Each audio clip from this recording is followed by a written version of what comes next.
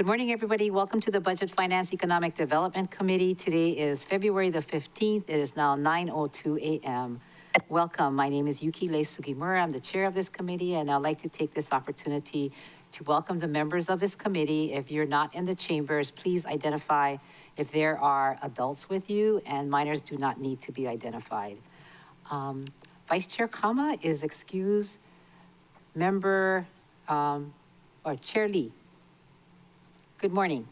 Good morning. Testifiers at the Molokai District Office, and okay, Talofa too, but I don't know if like in Samoan, if in Hawaiian there's oi, which is one, there's olua, which is two, and there's oko, which is all of you, and so it's everyone.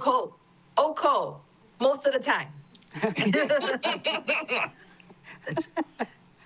All right. Chair, I forgot to say that I'm home alone in my workspace. Okay. Member Cook, good morning. Aloha, good morning. Talofa atu to you and everybody else. There's nobody in the Key Regional Office, but Bill's on standby. Aloha. Very good. Member Uhajans. Good morning, everyone. Talofa. Talofa. Member Senensi. Aloha, Chair, and talofa atu to here at my hana, my Kahului office, and by myself, and no testifiers in hana, Chair. Okay, good morning, everybody. Welcome. From the Department of Management, we are not having Josiah Nishita because you're having the hiring fair at Queen Kahumanu. I think he's there. So you'll let me know who's going to be the fill-in for him. Department of Finance, I see Deputy Director Maria Zielinski here. Thank you, welcome. Office of the Mayor, Leslie Milner, Budget Director, Corporation Counsel, Christina Toshikio, and of course, committee staff, thank you, Lei Deneen, Peter Hanano, Kirsten Zabo, James Kruger, and Pauline Martin. Thank you very much for your hard work to get us here. Please see the last page of the agenda for information on meeting connectivity. Thank you, members, for attending today's BFED meeting. We have 4 items on the agenda, which is Bill 58, 2025, amending the fiscal year 25 budget, estimated revenues, Department of Finance, countywide cost reimbursement to the general fund for projects disqualified from tax-exempt bond issuance, BFED 39. Bill 18, CD1, 2025, establishing Section 2.56.080 Maui County Code to establish the pay scale for the Board of Ethics, BFED 25.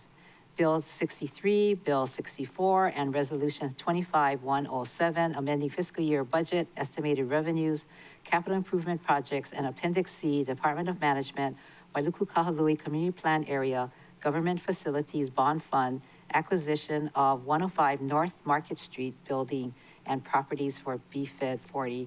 And last, we have a 7B item, which is property acquisition in West Maui, which is BFED 20, paren 8. Do we have any testifiers? I don't see anybody. No. You want to do a call out? Chair, this is our last call for individuals wishing to testify at the beginning of the meeting. If there is anybody online or in the chamber who would like to testify on any item on the agenda at the beginning of the meeting, please identify yourself now. On Teams, you can do that by using the raise hand function. We'll do a countdown. 3, 2, 1. Chair, no one has indicated that they'd like to testify at this time. Thank you, Mr. Kruger. So we're going to take up the first item on the agenda, which is Bill 58.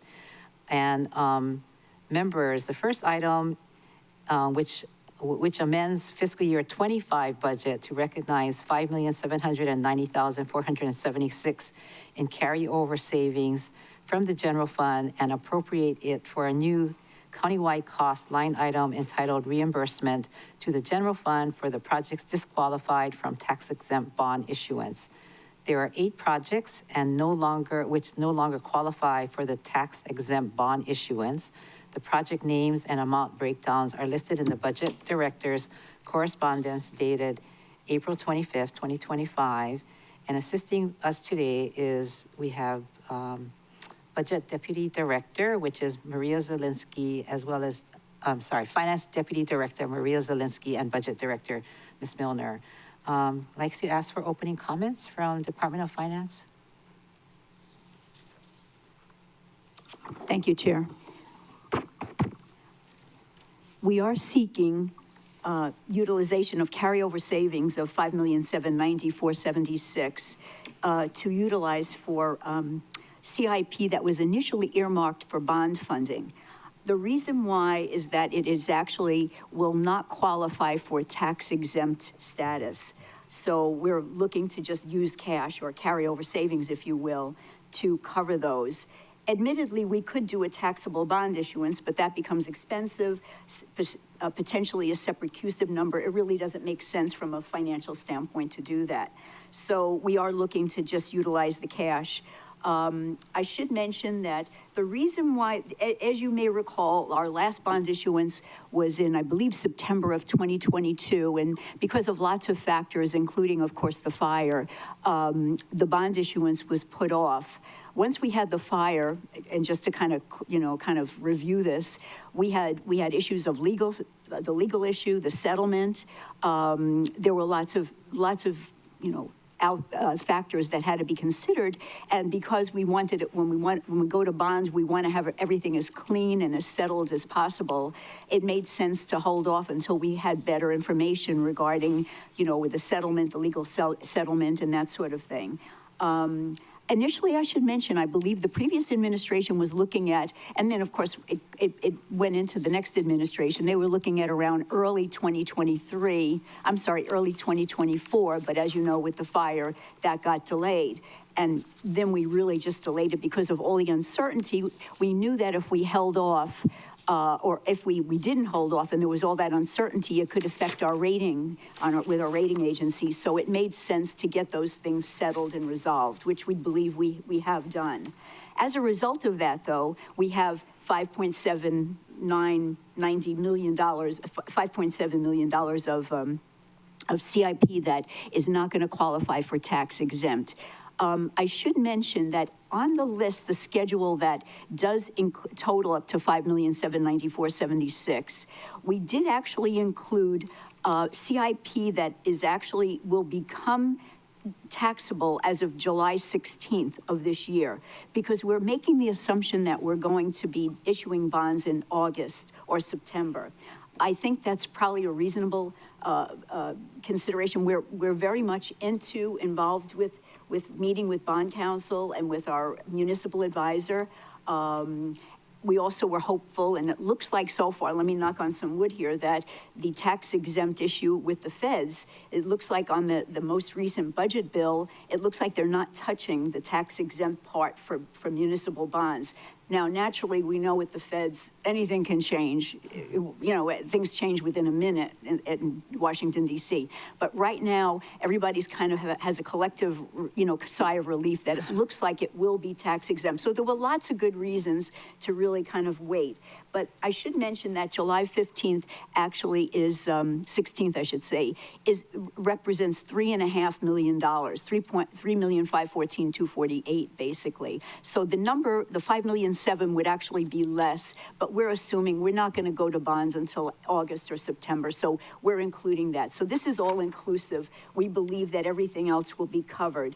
Should mention to you with regard to the taxable CIP that it is consistent with our general budget provisions, and that's general budget provision 18. And it basically, just so you know, it is addressing arbitrage. It doesn't say it specifically, but the whole purpose with federal government Internal Revenue Service is that they don't want you to issue bonds at a low interest rate and then you invest them and make more money. That's arbitrage, right? They're okay up to a certain point, so we need to stick within that range. So with our general budget provision, we do have, there is certain specifications, like you need to have a certain percentage of your CIP done within, say, 6 months, then another amount done within 12 months, and so on, so that they'll allow that. And that's where where bond counsel comes in and reviews all of this. Once we go to bond counsel, we do our, I should say, our bond issuance, they will review all the CIP that we have listed that we're going to be doing. We don't have a total number yet.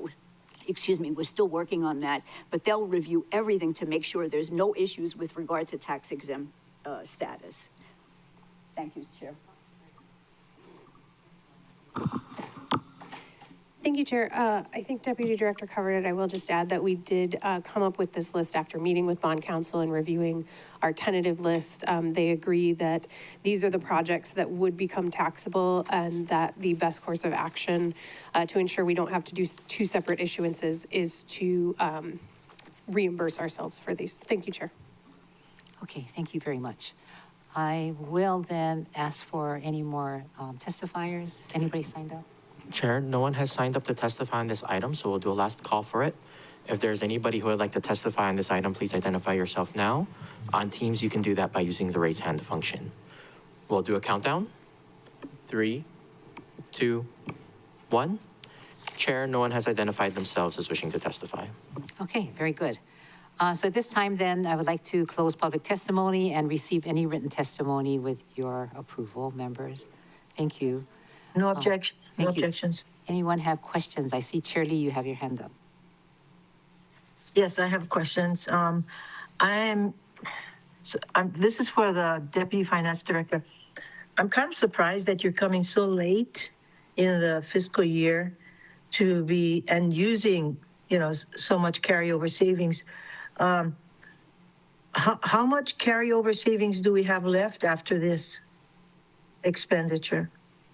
Director. Thank you, Chair. I'm actually going to punt to our budget director because my thinking is we probably, I'll let her speak. Thank you, Chair. Thank you, Chair Lee.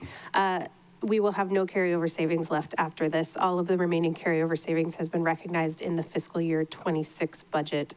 We did discuss this earlier, that we were going to be coming in for an amendment related to the taxable bonds, but as we've been in budget session, it felt most appropriate to wait and submit it when we did. Thank you, Chair.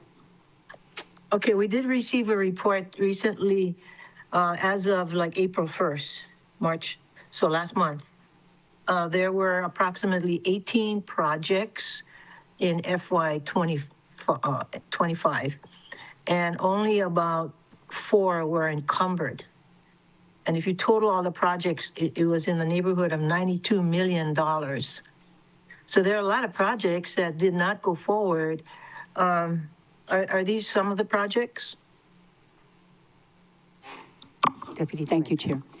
No, we've actually been working with, and he's on online as well, Dan Shupak, who is very familiar and has worked with all of the departments to better understand where the statuses of each of the CIPs. So that schedule, and I'm not looking at it right now, so I'm not really quite sure, but the 92 million that you mentioned, he did actually go to every department to determine what would potentially be finished or completed within the period that we need to be tax exempt. And as a result, those are the items that we're actually going to be earmarking for part of our bond issuance. But that is not part of this. The schedule that we have, and I think it was shared, I think this was shared with council or BFED, the 5,790,000 are the only items that are included with regard to being not tax exempt. The schedule you may be looking at does not include these. Thank you, Chair. Okay, I was just pointing out how many projects are not going forward. Okay, thank you very much. Thank you. I will just then go to Member Paulton, 3 minutes. Thank you, Chair. All of these projects on the list from the director, they've been completed or purchased. Is that correct? Chair? Yes. I'm actually going to punt to Dan Shupak, who I believe is online. He would know the status of each. I don't want to misspeak. And then while we're waiting for him, also that they're not tax exempt. Was it that Director Milner said that it would be kind of like double dipping or something is the reason it wouldn't be tax exempt?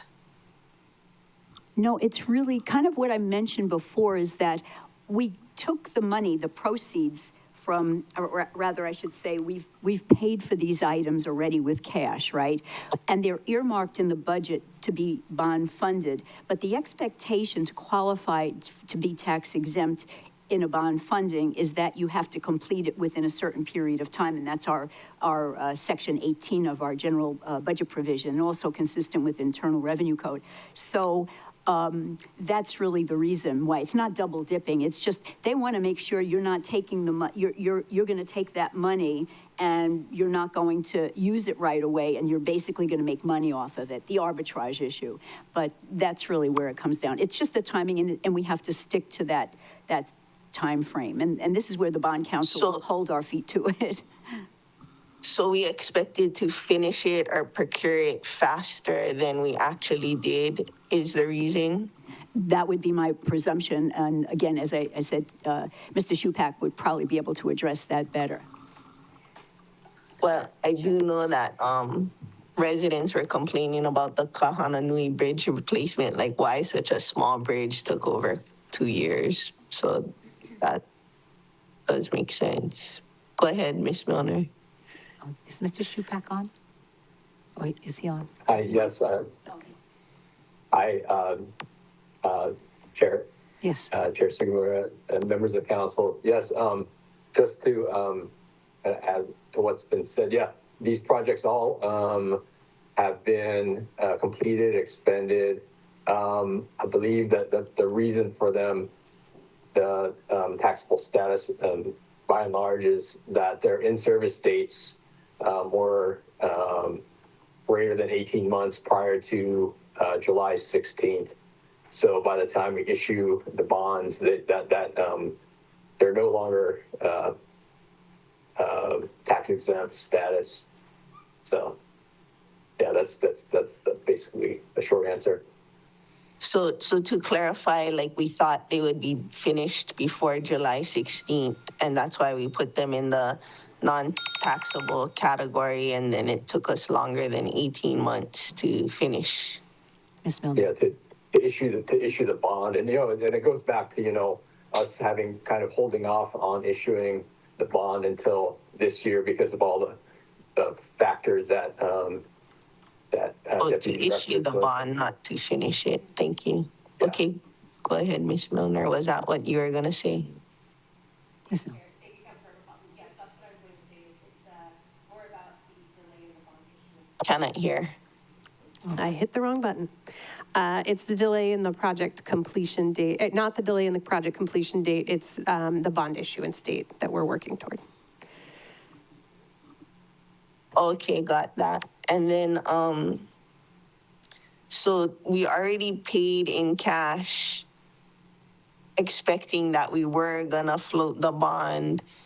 And then since we didn't float the bond within that 18-month period, we have to continue to pay in cash, but we already appropriated that cash to other stuff. That's why we gotta utilize carryover savings from this fiscal year.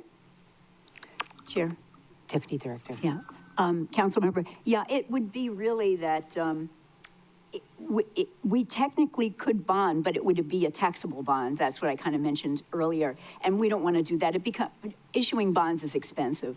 So it made no sense to do that. It makes, from a financial standpoint, makes more sense to just utilize the cash. Yeah. Okay. Thank you. Yeah, but we already did utilize the cash, is what they were saying. Yes. You already utilized the cash, and then you also appropriated it for something else. So now we're using carryover savings to cover that gap. Chair. Yes. Well, that's right now. It's just showing up on our report as a loan, a disbursement, a loan. So it's not being reflected anywhere. This is kind of asking to utilize carryover, makes it official, if you will, to say, because up until this point, we're saying, okay, we're going to bond, we're going to bond, we're going to bond. But now we know we're not going to bond. So we're saying, okay, we need to use carryover, because otherwise you're absolutely right. We've used cash, but it's kind of in this, thing that we're just saying it's a receivable and we'll pay it back. But that, in this case, we're saying we will be using carryover savings, or we're asking to use carryover savings. Okay, From this fiscal year. Yes. okay. So next we have Member Rollins Fernandez. Can you do the buzzer? I think they can't hear. 3 minutes. I heard it. Oh, you did? Oh, okay. Go ahead, Member Yeah, Rollins it's fine. Fernandez. Member Bolton asked all her questions within the time before the timer went off. Or at least the timer that I heard. Yeah, I think it went off twice, but Oh, we only Twice. heard it once. Okay, we only heard it once. yeah. Okay, aloha, Director, Deputy Director, mahalo for being with us.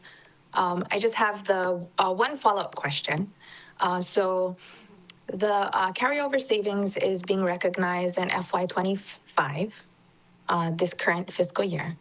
What projects are either, or what happened to those items in which the projects being recognized for carryover savings to fund these projects in cash? Do you have that information on which projects they are that are not, like whether it's gonna, those projects are instead gonna be bonded, or if those are just gonna be held off until FY26 or something? Thank you, Chair. Thank you, Councilmember Rollins Fernandez. So this is part of our unassigned fund balance as the result of the ACFR for fiscal year 2024. So it's not specific projects that we're not completing in order to fund these projects with cash. It's part of what we use to calculate the carryover savings for fiscal year 26. We just held this back because we knew it was coming.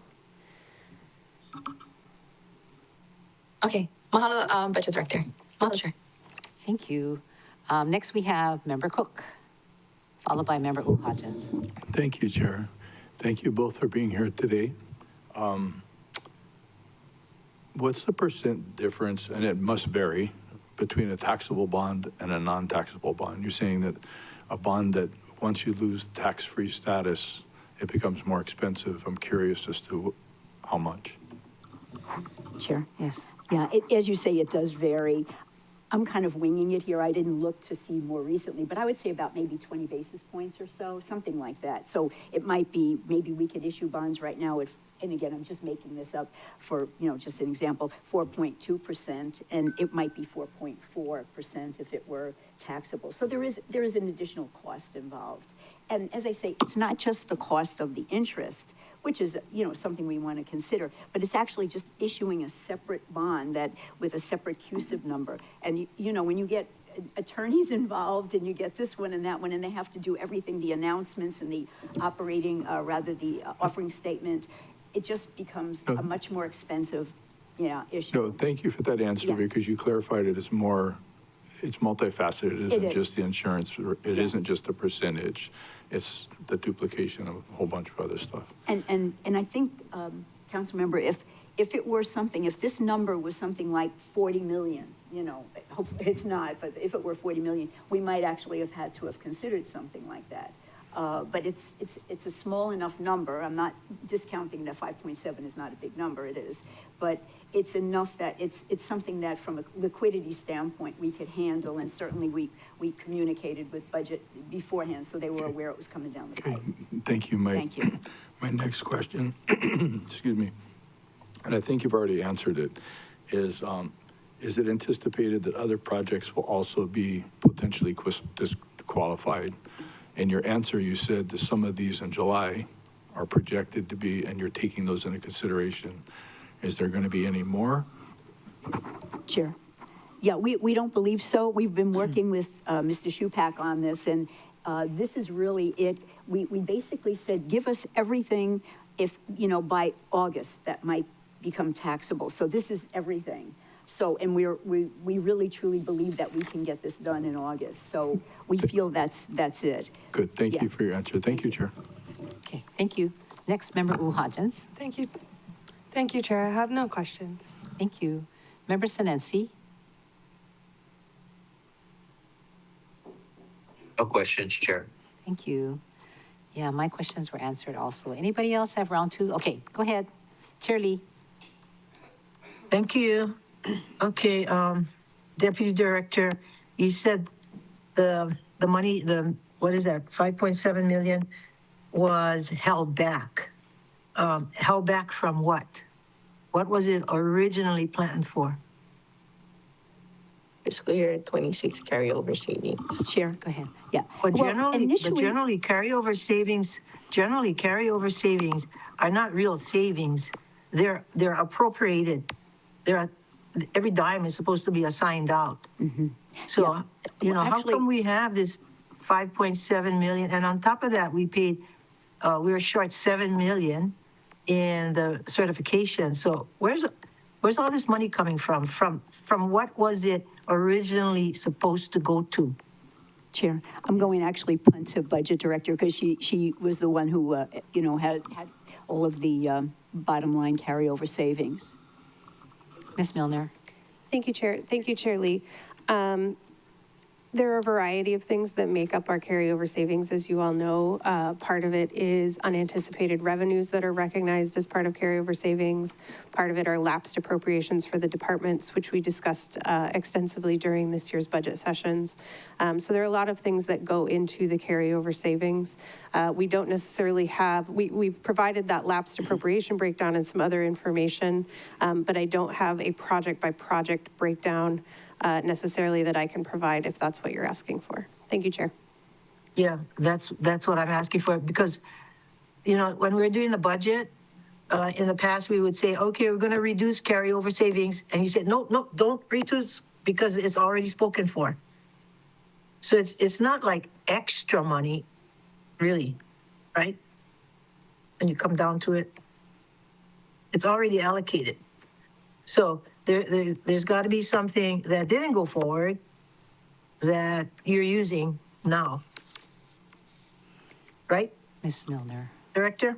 Thank you, Chair. Thank you, Chair Lee. Yes, as we discussed, there were lapsed appropriations from the departments where we had unexpended funds for a variety of reasons. And we do sometimes have lapsed CIP appropriations as well that are included in those calculations. And all of that data is included in the ACFR to show what makes up our unencumbered fund balance. Thank you, Chair. Okay. And you did say, Leslie, that there are no more savings. It's zero. Thank you, Gone. Chair. Thank you, Chair Lee. Yes, no remaining carryover savings at this time. We will not know if we have any additional going forward until the ACFR is completed for fiscal year 25 in January of 2026. Thank you, Chair. Okay, thank you. Okay. Any other questions? Ms. Paulton, Member Paulton? Thank you. I just wanted to clarify. You said that the reason why these aren't allowed for non-taxable bond was because of our general provisions as well as something else. If we just changed our general budget provisions, would that allow us to have it as taxable, non-taxable bond, or is it other laws besides the general budget provisions? Chair. Deputy Director? Thank you, Council Member. Yeah, no, unfortunately, the Internal Revenue Service wouldn't allow it. They make an exception to say that, basically they say you have to have actually finished something and then you can issue tax exempt bonds. But with things like CIP, they give you leeway because they realize it takes some time to get the thing done. So that's what they go by, and our general budget provisions pretty much follows what the Internal Revenue Code does. And as I mentioned, it's all about arbitrage. They don't want us to issue bonds at a lower rate, and then we invest it, which we could. More recently, the interest rates have been pretty high on the short maturities. You really could make money, so they try to prevent that. So that's the reason why we couldn't. And so anyway, answer your question. I'm sorry, in a quick way, is that it's even if we changed our budget provisions, our bond council wouldn't let us go forward. I can guarantee you of that. Because we'd be breaking federal laws. It would not be once they issue everything, they'd say, in fact, when we do the bond issuance, they check all of our CIP, even though we say, hey, no, this is good, we've got this, we've got that. They check every item to make sure it qualifies for the tax exempt status. Okay, thank you. Okay, anybody else have any more questions? Okay, I see none. Then let's proceed then. I will entertain a motion to recommend passage on first reading, Bill 58, 2025, entitled A Bill for an Ordinance Amending the Fiscal Year 25 Budget for the County of Maui, Estimated Revenues, Department of Finance, Countywide Costs, Reimbursement to the General Fund for projects disqualified from tax-exempt bond issuance. So move. Thank you. Motion made by Member Cook, second by Member Hodgins, also incorporating any non-substantive revisions. Anybody else have any more discussion? Okay, seeing none. All in favor, raise your hand. Say aye. Aye. Aye. Thank you. That's 7 ayes and 2 excused. Member Johnson and Member Kama. Thank you very much. Nice seeing you, Deputy Director.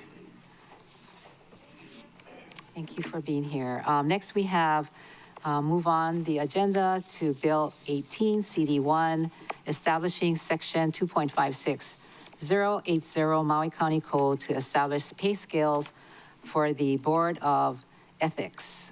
And so this item, as you may recall, we held it in committee before, and we actually ended up recommitting it. It was on council agenda, and we recommitted it because we were asked from the Salary Commission when the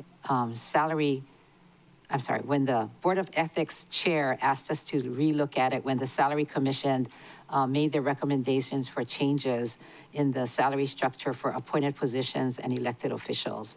So with that, here it is back today. And it is proposed CD2 version introduced by Chair Lee that incorporated the requested changes, including a clarification that the executive director's salaries fall within a range with a maximum salary that aligns with the salary of the first deputy corp counsel. And so assisting us today, are you going to be the person speaking on this, or are we expecting somebody from management? Ms. Milner. Thank you, Chair. I believe someone from the Board of Ethics was going to try to attend, but I did not find out who. I'm happy to make some brief opening remarks on this if you would like. Okay, please do.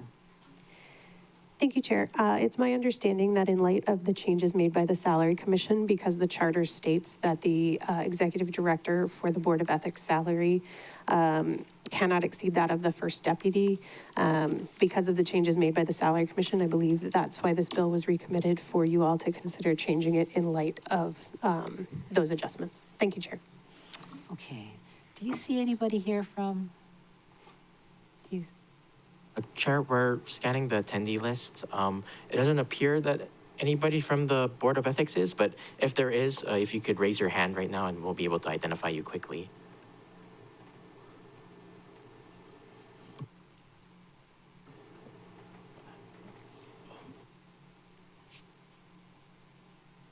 See Chair, there is Deputy Corporation Counsel Caleb Rowe on. Oh, okay. I believe he staffs the Board of Ethics. All right. Mr. Rowe?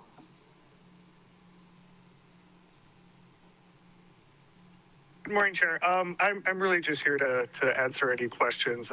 As we stated earlier, this was based on the increase on the first deputy's corporation counsel salary, and under the charter, the salary for the head of the Board of Ethics cannot exceed that. We do believe that raising the salary in this way will help with recruitment.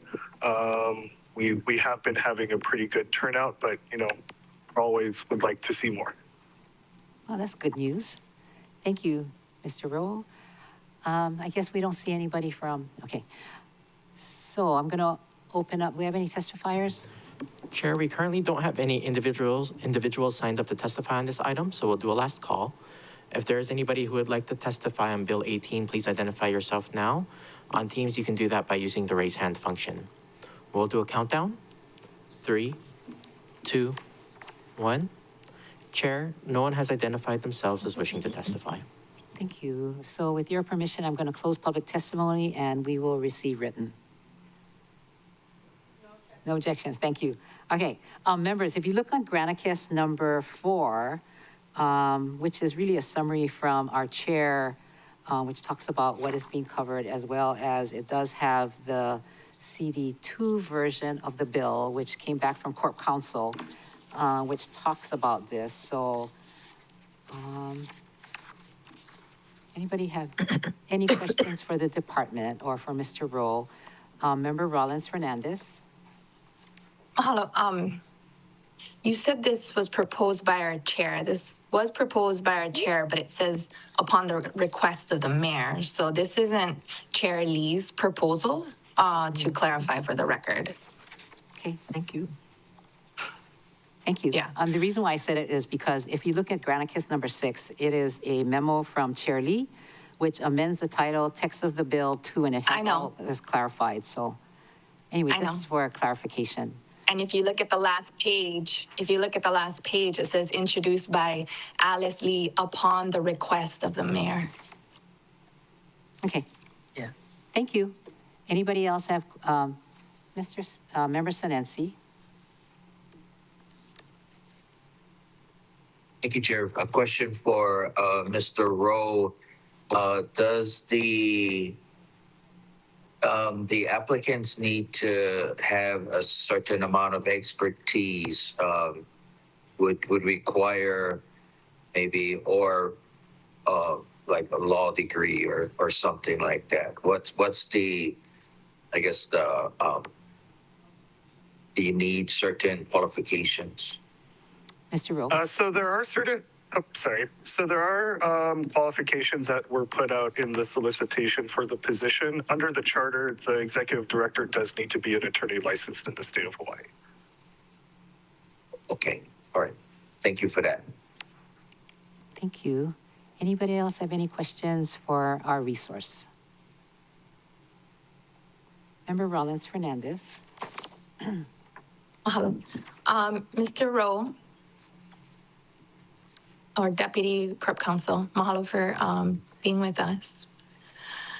Okay, so subsection B in the original bill, it set the range for EM 08 and then stipulated that it shouldn't exceed the salary of the first Deputy Corp Counsel. In the amended bill, subsection B no longer has a range, and it just has a cap. Is there a reason that you removed the range? Or I'm sorry, I'm assuming you drafted this.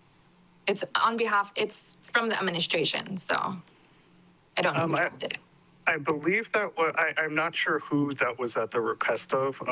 I was actually out when this particular one was amended and signed. I was at a conference. So I'm not sure what the reasoning for that was. However, if you do look in the earlier subsection, any pay that is selected for the executive director will need to be approved by way of resolution from council. So we put a maximum amount in that, whether or not you guys feel that's appropriate will then come back before you. But I think we really just wanted to give a lot of leeway to the Board of Ethics in helping establish the salary that they thought was appropriate. Okay, this one, the updated bill is signed by Deputy Corp Counsel Hopper. Yeah. Okay, and then is there a reason that you needed it to be recommitted instead of just tabling it and amending it at council instead of spending all this time bringing it back to committee? I'm not sure whose request that was done at. That was not done at anyone from the Board of Ethics request. I think there may have been budgetary implications on it, and that's why. Okay. All right. I mean, I think these amendments could have been made at first reading, but all right, thanks. Okay, any other questions? Member Paulton? Just following up on what Mr. Rose said, if there's budgetary implications, do we need to amend the budget? Like, is that the kind of budgetary implications that you referred to, Mr. Rowe? Ms. Milner?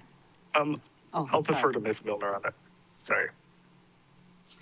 Thank you, Chair. Thank you, Councilmember Paulton. The Board of Ethics, we've included $154,000 for their A account under the Department of Management. Depending on what the salary is ultimately set at and when that individual starts, they may need additional funds. I don't know at this point that it needs a budget amendment. I think we can handle that either through a budget amendment later in the fiscal year if needed, or possibly with countywide costs transfer that the council would receive notification of. Thank you, Chair. So the budgetary implications won't be known until later on when actually these folks get hired. So we couldn't address them anyway. Is that what you're saying? Like, if there are budgetary implications, we can't address them until the folks are hired and we know exactly the numbers? Thank you, Chair. Thank you, Councilmember Paulton. Yes, at this time, we don't know who will be hired at what point in the fiscal year and what their salaries would be. So it's hard to come up with an approximation for what any formal budgetary implications would be. Thank you, Chair. Thank you. Okay, I guess we could have done it on the floor then, because we don't know what the budgetary implications are until it happens.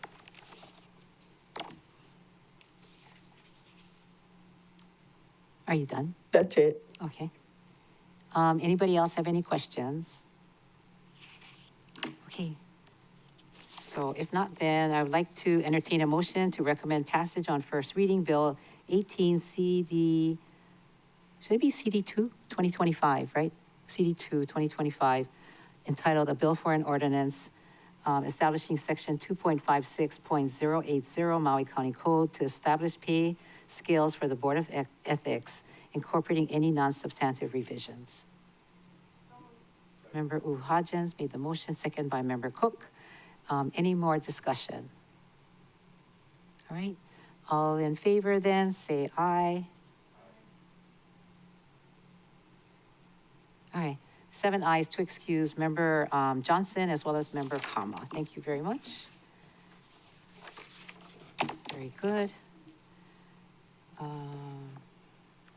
So next we're going to take up the third item on our agenda, which is Bill 63, 2025, 64, and Resolutions 25-107, which is amending the fiscal year 25 budget, estimated revenues, capital improvement projects, and Appendix C, Department of Management, Wailuku Kahului Community Plan Area, Government Facilities Bond Fund Acquisition of 105 North Market Street, Buildings and Property, which is BFED 40, and, oh, okay, we have, joining us here is CDB, oh, no, you're now DR, right? You're DR Director. Thank you. So Bill 63 amends fiscal year 2025 budget to appropriate $3.250 million from the bond fund for the purchase and amends Appendix C accordingly. Bill 64 authorizes the issuance of general obligation bonds for the acquisition. Resolution 25-107 authorizes the purchase as required in section 3.44.015 paren C. The site will be used as an office for the Office of Recovery, and assisting us with discussions today is, of course, Budget Director. Are we expecting Finance to be here also? Thank you, As Chair. well My as- understanding is that Mr. Hironaka is online. Oh, okay, Mr. Hironaka from Finance, as well as our DR Director, which is Ms. Kahulu. So I'd like to ask for opening comments. Thank you, Chair. Yes, as you stated, these funds would be used to purchase the property on Market Street. We are proposing the use of bond funds rather than carryover savings, as we discussed during the fiscal year 26 budget session, so that those carryover savings could be recognized as part of the fiscal year 26 budget. This property will be, the intent of the administration at this point is that this property will be rented by the CDBG DR program as sort of a headquarters. So that will help offset the costs of the debt service on this. And I will let Ms. Kula speak briefly on the building itself. Thank you, Chair. Ms. Kahulu? Mahalo, Chair, and mahalo, Leslie. So the 104 North Market Street will, as Ms. Milner stated, will serve as the home office, if you will, for the CDBG DR program. In total, we may, depending on the program requirements, we may ramp up to 56 persons in total, and ramp up and then rent down as the program will also allow. Parking's nearby. The first floor, I believe, is ADA accessible. And just to meet the needs of the community and to serve the requirements and responsibilities of the program, you know, we are preparing to not provide all services from the 105 North Market Street location. We actually do have a office in Lahaina. And even adding on to that, considering that many of the survivors may not be on island, may be in other parts of Maui, we are implementing and intending to provide services virtually or online, possibly at home visits or other areas that best serve the community. Okay. Are you done? Okay. You are. Okay. Does Mr. Hironaka want to add to the conversation?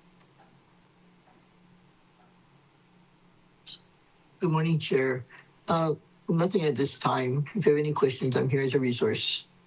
All right. Thank you very much. At this time, do you have any testifiers waiting? Chair, we currently don't have any individuals signed up to testify, but an individual in the gallery has indicated they'd like to All testify. right. Welcome, Mr. Law, J.C. Law. Please state your name, and you'll have 3 minutes, 30 seconds to complete, and I'm not going to... When I hear the bell, stop talking. I had coffee and donuts, so you guys get ready. I didn't have much time to, J.C. Law for the record, I didn't have much time to prepare testimony, so I'll just wing it. So I was trying to distribute, as you guys know, I'm here frequently trying to follow along, and when the meeting's over, I got other stuff. Okay, so point of personal privilege, brought a Richard Chun III, one of our Kula guys, he make last night at Maui Memorial Hospital. So that's where I've been going after the meeting. So maybe I'll hang around to get more time to distribute county information to the people around that I might seem relevant. So I was on my way this morning to distribute some of the agendas down on there on Market Street so they know what's going on. And I came across some workers that were working on another county building that's being purchased, and they were throwing away some cardboard in the dumpster there. So I stopped and before they locked the dumpster and went back and thank you for the dumpster in the basement down here because it's down in there now. So I didn't have time to distribute, but I'll try at break time or lunch. So I'm familiar with the building. I've been in there many times. The bottom floor used to be the psychosocial rehabilitation for mental health Kokua. And sorry about the same old dirty shirt again, Yukile, because they had a laundry in there. And I heard the assistant director say that it was for the community, so I'm wondering which community that they're buying the building for.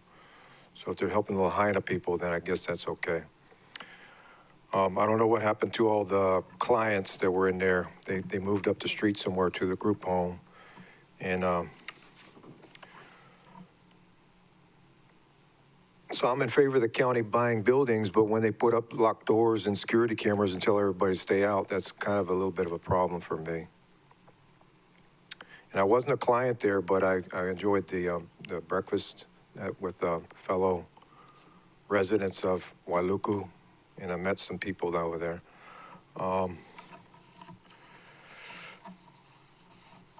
Okay, so the wording of this is, I appreciate someone trying to, it looks like they changed it a little bit. It says building and property. So I'll go back to the same old Hawaiian phrase that I know, he ali'i ka'aina, he kauwa ke kanaka. And I hate to pick fly specks out of the pepper, but the building and property, or is it, once again, I don't see where man can own the property. I think it's supposed to be that we're buying the rights to the property and the building. Thank you for your time, and as always, whatever time I got left is for the Hawaiians. Thank you. Any questions for the testifier? Seeing none. Thank you very much. Any other testifiers? Chair, we currently don't have any other individuals indicating they'd like to testify on this item, so we'll do a last call. If there is anybody who would like to testify on this. I never heard that. Oh, you're, yeah, thanks. I got it. Okay.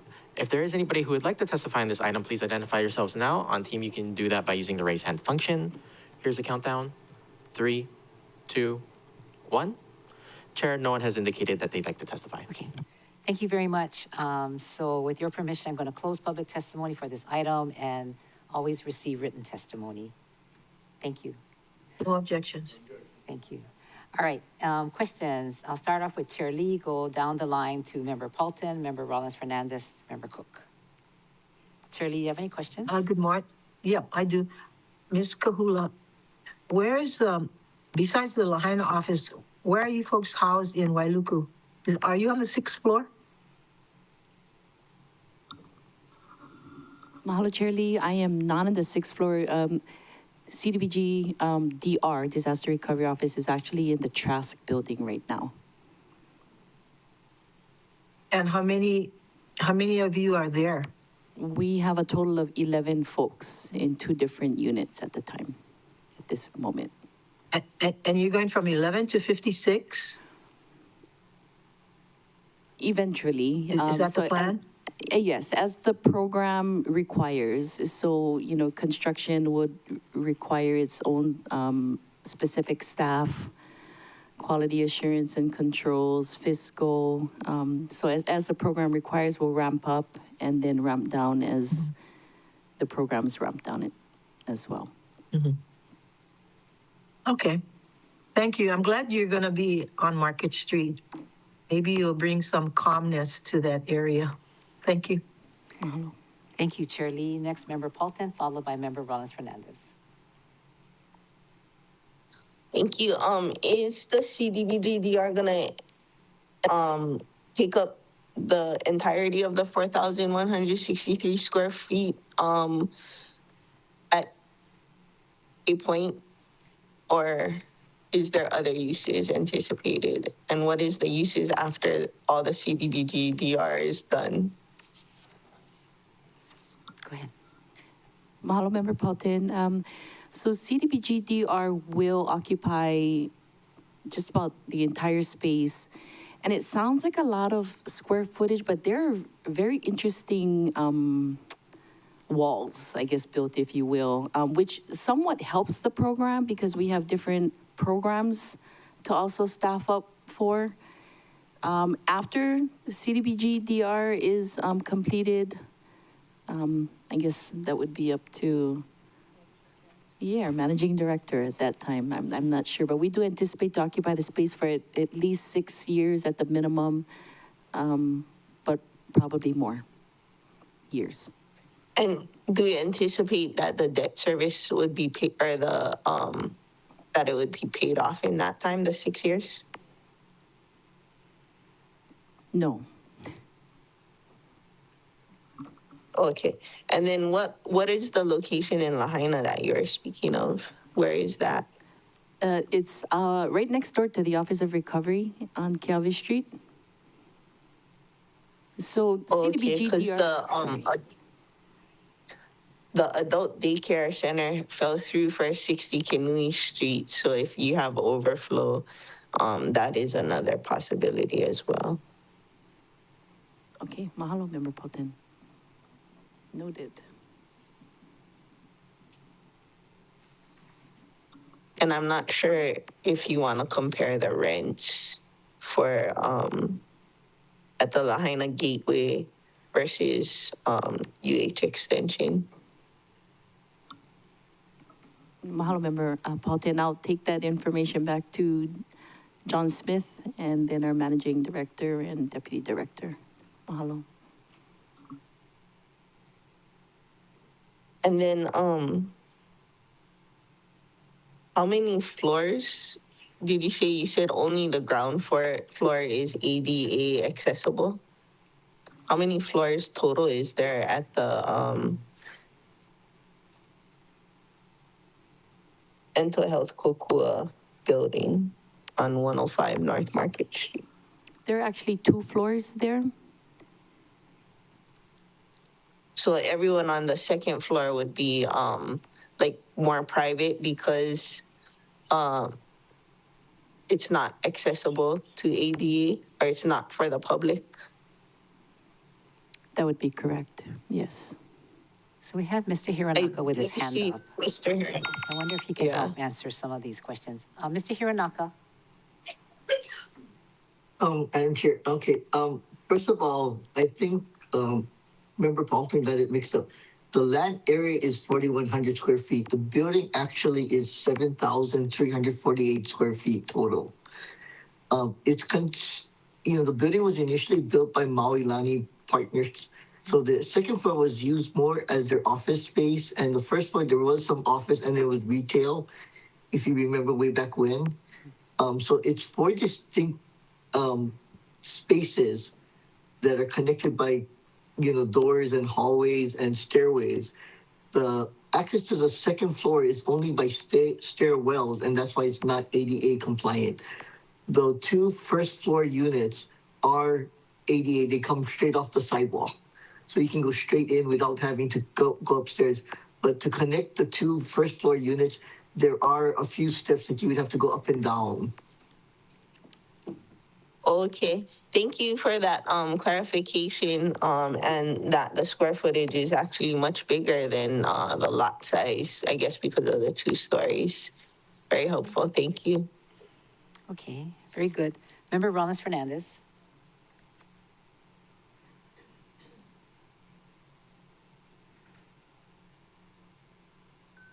Okay, mahalo. All right. Aloha, Ms. Kahula. Mahalo for being with us, and Mr. Yonako. Okay. I think this might be for Mr. Hironako. Was this property on the market?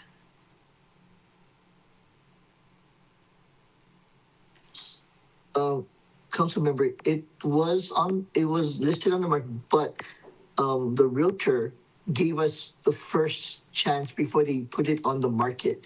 So we were able to preview it and do a lot of the things before they even put it on the market. And, we had discussions directly with Mental Health Kokua because, we understood that they wanted to sell the property so that they could get cash to run their other operations. But, they are redirecting, where they would put their resources in. And so, we were able to secure, time to do our due diligence prior to it being put on the market. Okay, mahalo. And then, Ms. Kahula, do you know how many employees you expect to fit in the space? Mahalo, Member Rollins Fernandez. I believe that we'd be able to, if we used all the space, we'd be able to fit the entire CDBG DR program.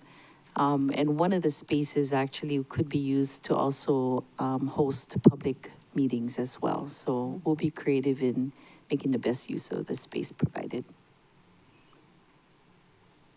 Do you know what page on the appraisal report would show that space that you're thinking of holding public meetings? Is it first floor, Mackay half? I haven't actually seen the appraisal, but it would be the first floor fronting Market Street. And it served as a kitchen area or a meal area for the community by Mental Health Kokua. Okay, all right. I think I I can see the photos of the space, and it's pretty open. Okay, let's see. And then I see that the budget amendment intends to put this bond under the Department of Management. Will the what revenue source or what funds will be used to pay the debt service? Thank you, Chair. Thank you, Councilmember Rollins Fernandez. This would be paid by the general fund, but as we were discussing, while CDBG-DR is renting it, those rental proceeds would go into the general fund and help to pay down that debt service for the entirety of the time they occupy the building. Thank you, Chair. Mahalo for that clarification. Mahalo, Chair. Okay, very good. Next, Member Cook, followed by Member Uhajens and Senensi. Thank you, Chair. Thank you both for being here with information. What's the condition of the building, and is any renovation needed or planned? Go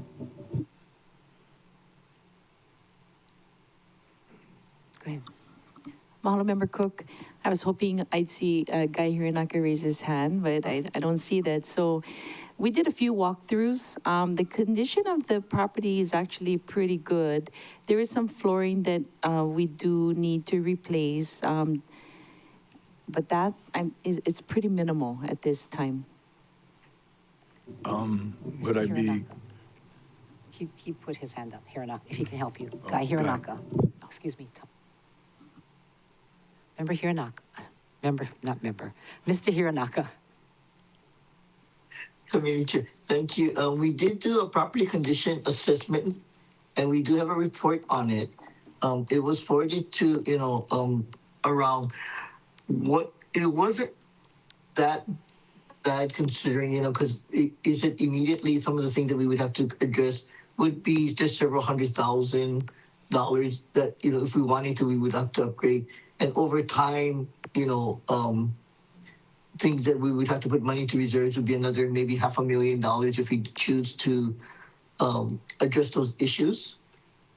Some of the immediate issues are minor. They're like $10,000 or less. We would have to, maybe cut some trees and take care of some wood rot on the exterior. So I guess my concern, since it's a wood structure in Wailuku, there's not any major termite damage and there's no water leakage issues, because those would be the two potentially costly items for a building like this. It looks like it's freshly painted in the picture. Member Cook, yeah, it as a whole, it was shown that it was in very good condition. There are just some minor, things that we would want to look at.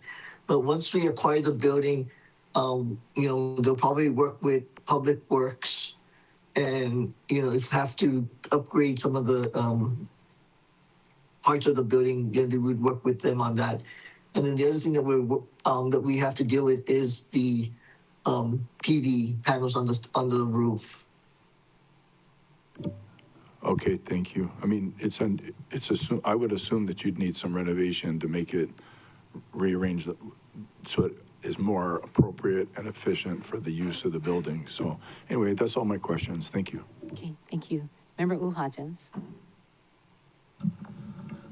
Thank you, Chair. Thank you, everyone, for being with us. I was going to ask similar questions to what Member Cook did. Mine are a little bit more specific, though, because on page 45, it does say that we will need improvements to the roof. There is a little bit of water damage in the CMU wall. An HVAC system totaling $106,000 for the HVAC, and it doesn't necessarily give us a cost for the roofing and the water damage.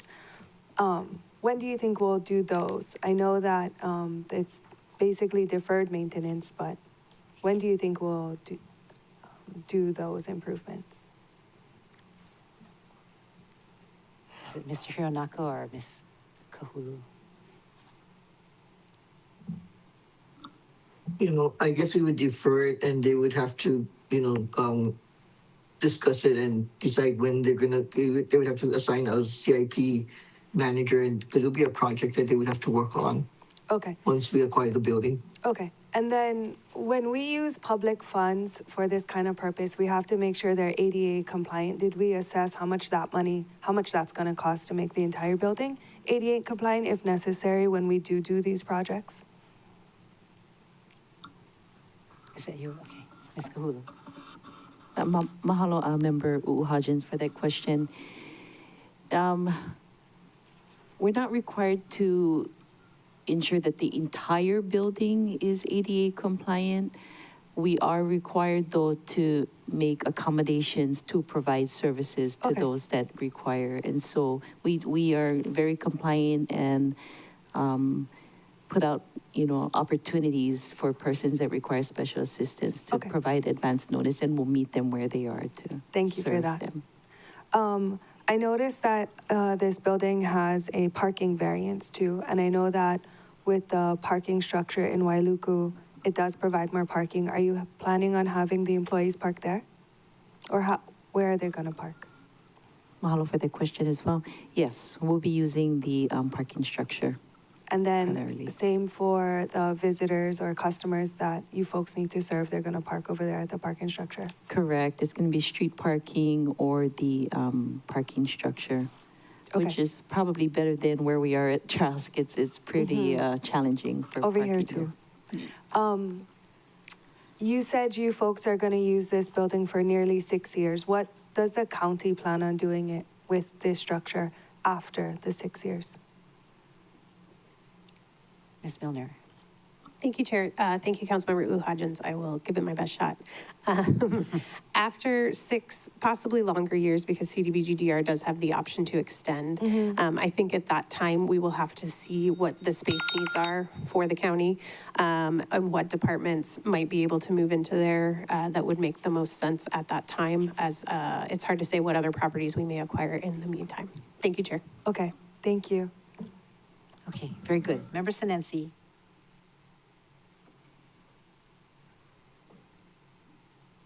Thank you, Chair. And my apologies. I'm trying to look at the Ponsor Valuation LLC.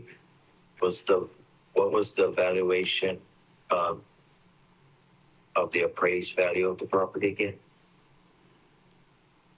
Budget Director. Thank you, Chair. Thank you, Councilmember Sinensi. The appraisal was 3.15 million. Oh, okay, 3.5 million. And then, I see it now. In January, or it says 3.150 was the market value.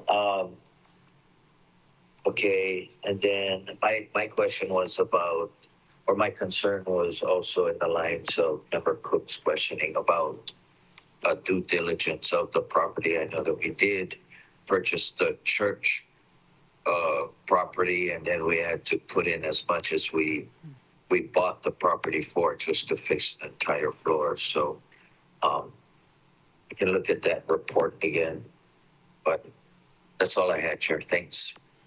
Okay, thank you very much. Does anybody else have any more questions on this project?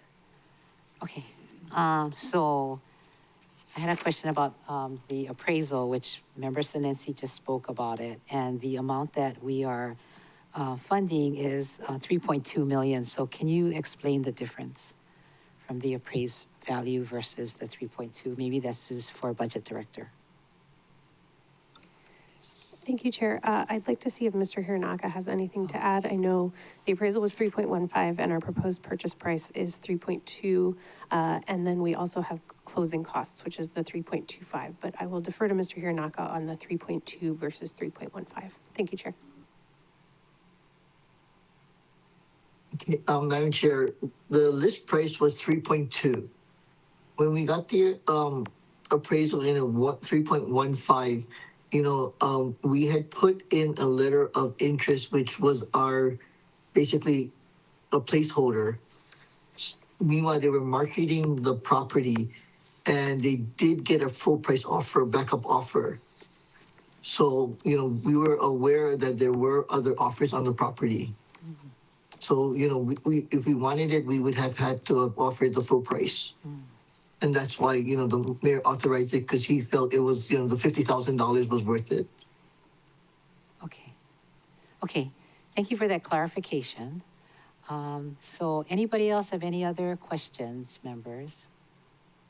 See none. Okay, so I'd like to request passage on first reading, Bill 63, 2025, entitled A Bill for an Ordinance amending fiscal year 25 budget for the County of Maui, estimated revenues, capital improvement projects, Department of Management, Wailuku Kahului Community Plan Area, Government Facilities Bond Fund, acquisition of 105 North Market Street building and property, and Appendix C, Department of Management, Wailuku Kahului Community Plan Area, acquisition of 105 North Market Street building and property, and Bill 64, 2025, entitled A Bill for an Ordinance amending number 5659, Bill number 62, CD1, 2024, relating to the issuance of general obligation bonds of the County of Maui, issuance, sale, and delivery of said bonds, Department of Management, incorporating any non-substantive revisions, and last, adoption of Resolution 25-107, entitled Authorizing the Acquisition of Real Property consisting of 4,163 square feet, identified as tax map key number 234017:027, situated at Wailuku, Maui, Hawaii, for an amount not to exceed 3.2 million, incorporating any non-substantive revisions. Motion. Member Cook, second by Member Hodgins. Any discussion, members? Okay, ready to vote? Raise your hand. Say aye. Aye. So, okay, 7 ayes to excuse Member Johnson and Member Kama. Thank you very much. So it is now 10:15. I have one item left on the agenda. You want to take a 10-minute break? Yeah, 10-minute break, and then, Let's finish. oh, we need a bio break. This is going to Okay. be a long one. So, Okay. we're going to take a 10-minute, 3:25. I'm sorry, 10:25.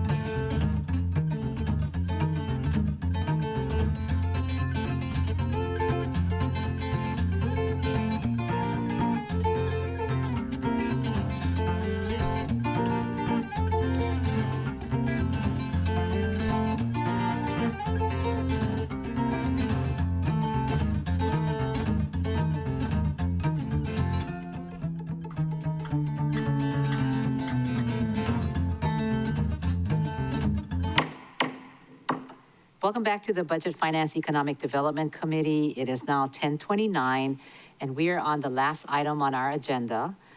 It is a Rule 7B. As you know, we passed this Bill 89 on first reading at the last council meeting, and we said that we would bring this up in the BFED committee so that you could get more information about the administration's plans to purchase property in West Maui. Our discussion can include Bill 69, which is to amend fiscal year 25 budget to delete $100,000 appropriation for the diligence on Malaya properties and due diligence on Malaya properties, and instead use it for West Maui property acquisition assistance. So at this time then, my goal today is to make sure that we're clear on how this money will be used and what the administration's vision for the property acquisition is, and as it fits any of our long-term plans for West Maui. Assisting us today is the budget director, as well as we have Jordan Hart from the Office of Recovery. So would you like to make opening comments? Aloha, Chair and members. Thank you for the opportunity to be here. The managing director and the deputy managing director, as well as the administrator of Office of Recovery, were all engaged in both job fair participation to try to recruit new members to the county staff, as well as a series of interviews to select new staff. So thank you for allowing me to be here, and I'm available to answer any questions on this matter. Budget Director Milner. Thank you, Chair. Yes, as you discussed, the bill that is before the council for second reading tomorrow deletes the line item under the Office of Economic Development for the Trust for Public Land for $100,000 on due diligence for Malaya Mauka, and adds $100,000 under the Department of Management for assistance with the acquisition of properties in West Maui. I did just want to state that it will be a contract and not a grant. That's why we're not naming the entity who will be doing this work, because we need to go through the procurement process. So Corporation Counsel advised us it was best to not specifically name an organization, even if we may be able to sole source it, in case we cannot, because we will need to go through the RFP process if we cannot sole source it. So I just wanted to mention that for the record, and happy to answer any questions about the amendment. Thank you, Chair. Oh, very good. All right, any testifiers? Chair, we currently don't have any individuals signed up to testify, but there's a member of the gallery approaching the podium. Okay. Oval, JC Law. I wish you guys could put like a door here, because every time I got to come around there, it's like, I feel like I'm going to hang on it. Well, maybe it'll cost $100,000, so forget it. So every time now the word property pops up, I'm thinking like, yeah, please, you guys, the land is not the property. You can buy buildings all day long. The man is the property. Thank you for your time. I donate the rest of my time to the Hawaiians. Thank you. What do you mean, no, Mr. Cook? Anybody have any questions? Seeing none. All right. Chair. Any other? Yeah. We did have one other person sign up to testify. That would be the Royal, they're signed in under the name the Royal House of Hawaii. Okay. Next testifier. Please identify yourself and you'll have 3 minutes. I don't see him. Oh, apologies, Chair. We're making them a presenter. Okay, Oh, okay. aloha. Sorry, Okay. Oh, okay. Aloha. This is the Royal House of Hawaii. I'm testifying about all the properties in Can you Maui speak louder? and all of Hawaii. I'm testifying about all the properties and all the lands in Maui and in Hawaii, because buying properties, or whatever you guys like to call it, on a TMK is illegal. And because all of Hawaii and Maui and all of Hawaii is allodial titled, royal patented. So by law, you gotta go and call up every single heir and descendant of each royal patent that you guys is illegally selling, anything like that, and buying whatever, because it belongs to the allodial land tenants forever. And you guys gotta go do your due diligence to call every descendant of every royal patent and Land Commission Award made by the Kingdom of Hawaii, Ko Hawaii Pai Aina, and you guys gotta go follow Kamehameha 3's My Papa's Laws. Kamehameha 3, yeah? He made all the constitutions, everything like that is still valid, still intact, still very much usable forever. No monarch before or after him could change them. And you guys need to read those law books because that's the law and follow them. Okay, done testifying. Anybody have questions for the testifier? See none. Thank you very much. Next testifier. Chair, we currently don't have any other individuals signed up to testify on this item, so we'll do a last call. If there is anybody who would like to testify on this item, please identify yourself now. On Teams, you can do that by using the raise hand function. We'll do a countdown. 3, 2, 1. Chair, no one else has identified themselves as wishing to testify. Thank you. Members, with your permission, I'm going to close public testimony and receive written testimony. Thank you. So at this time, then, any questions for our resource? Start with Chair Lee, go by then to Member Paulton. No, you have no questions. Member Paulton, do you have any questions? Okay. Member Paulton. Do we have a list of lands that we're looking at to do the assistance with property acquisition for? Is it Mr. Hart or Ms.? Chair, there's an initial list of properties that the County of Maui has issued letters of interest to that we could share. There is a much larger list of properties that there's been no public notification of, and that we do have. Is the additional escape routes off the Mill Camp area already applicable to this $100,000? Or has the due diligence been done on like those 6 routes? Chair, I can't give you the status of all the routes. I know that a few of them have been evaluated. I can develop further information with Public Works on the status of those items. These items are intended to be related to open space, park, and access, but not necessarily road right-of-way. And the intention would be to use these funds for due diligence and support efforts in acquisition, as well as identification of potential funding sources for specifically those purposes in perpetuity. Thank you. Do we know what is gonna happen to the old King Kamehameha III space? Is that up for discussion?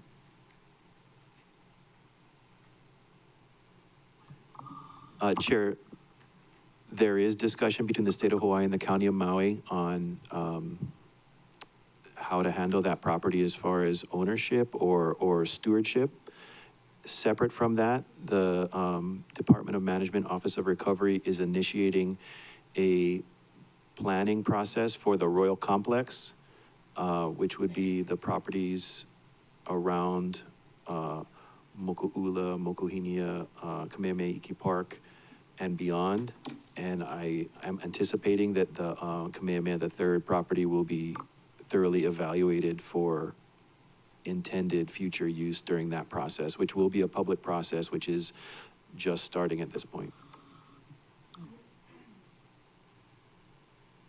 And has any, Could I make a clarifying comment? Actually, the Department of OEUV Resources is the lead on that, and the Department of Management Office of Recovery is in support of them on that process. Thank you.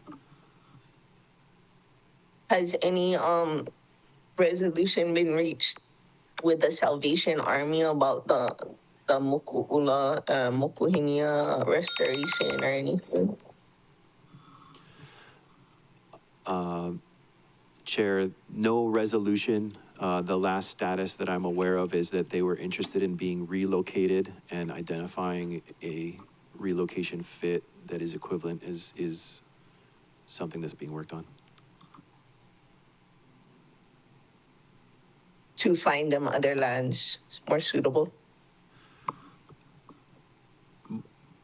Right, that they are also interested in, yes. Okay, thank you. Okay. So next we have Member Cook, followed by Member Hodgins, and then Sinensi. Thank you, Chair. I have no questions. Okay. Member Hodgins. Thank you, Chair. There isn't much information. Maybe I missed something when I wasn't here in council the other week. But what, I know Member Paulton asked, what are we planning on buying? But it doesn't seem like there's ever much to purchase for $100,000. Is this going to be in addition to some other funds? Mr. Hart. Chair, thank you. It would be expected that this would precede other funds. So we'll use this to try to line up purchases and then look for other funding, whether that be in part contributed from existing county funds, or whether or not the consultant that would have the skills that we need would be able to assist us in finding other broader existing funds for the purpose of acquisition of open space park or recreational access in perpetuity. But basically refining those things and essentially potentially getting under contract for specific properties, and then identifying specific funding sources to close purchase. Thank you. Okay. Alrighty then. So we are eyeing up some stuff right now. Okay, cool. That's it. Thanks, Chair. Okay, very good. Member Sinensi.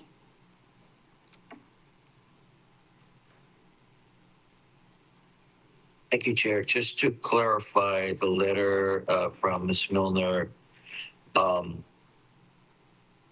Trust for Public Land will no longer be able to assist the county with due diligence on properties in Malaya. So can you explain that? I mean, the 100,000 was specific for the Trust for Public Lands to do this work? Thank you, Chair. Thank you, Councilmember Sinensi. Yes, the reason for the change is twofold. One is that the purchase of property in Ma'alaya will not happen until next fiscal year, whereas we feel we can move forward on due diligence with properties in West Maui now.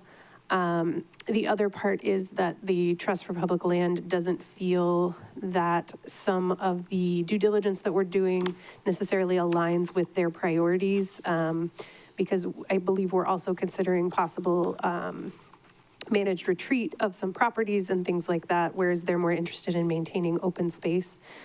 So they don't feel that they align with those project goals at this time, whereas the properties in West Maui that we're looking at would be maintained as open space or park space, which aligns with their mission. Thank you, Chair. Oh, okay, thank you for that added information, Ms. Milner. Thank you, Chair. Okay, thank you very much. Anybody else have any more questions on this? Member Paulton.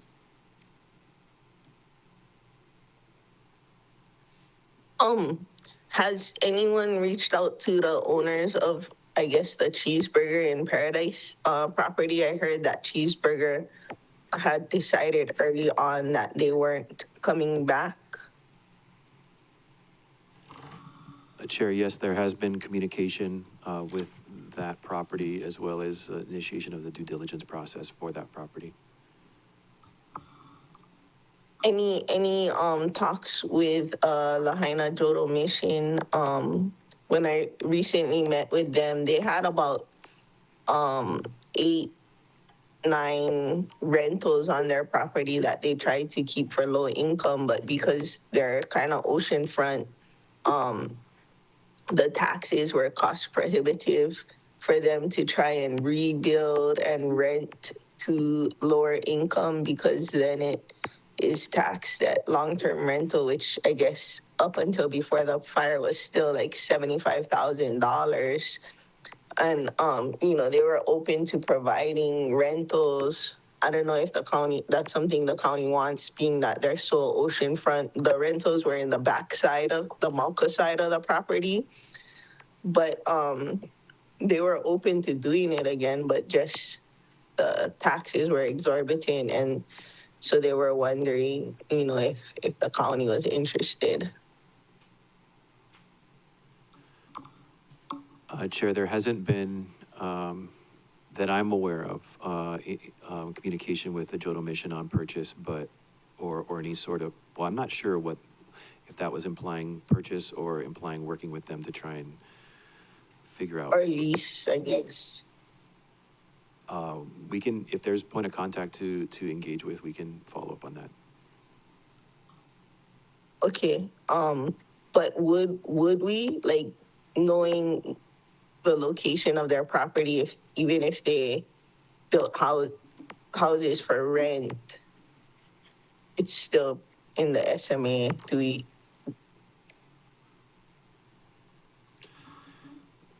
Chair, it's a really challenging property because it's in the SMA, but it's also on the shoreline. And my recollection is that it has a pretty significant shoreline setback, which is very challenging and in a lot of ways unfortunate considering the facility and, you know, what it was that was there prior to the fire.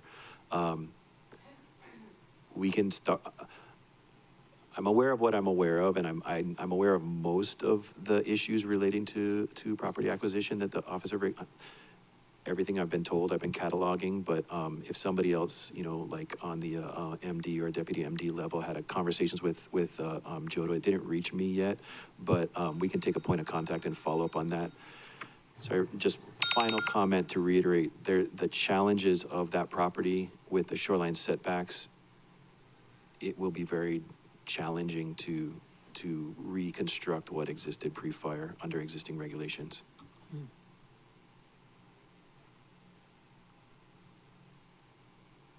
I heard the bell. Okay, very good. Anybody else have any more questions? All right, so members, did you want a list of properties that we're looking at? Yeah, I heard them. I heard Mr. Hart mentioned that. So maybe if we could ask for that, if we could ask a letter from Office of Recovery or Managing Director. Any other questions? Any other? Okay, I think we're done. Then with that, then I'm going to defer this item. It's going to be up for second and final reading. And if there's no other questions, we are done with this meeting. So thank you very much for being here and appreciate all your expertise and what you're doing for our community. So at this time, it's 10:47 and this meeting is now adjourned.